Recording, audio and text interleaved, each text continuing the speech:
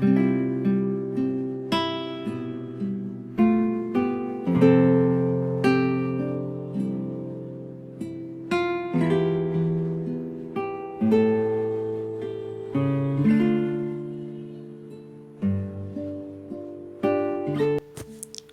mabuting balita ng Panginoon ayon kay San Lucas.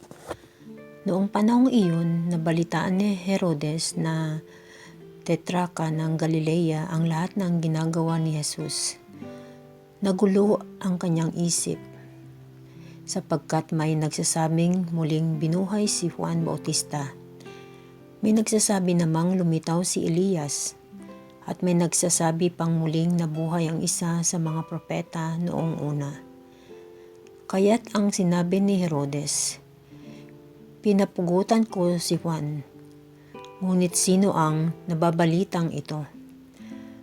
Marami akong naririnig tungkol sa kanya at pinagsikapan niyang makita si Jesus."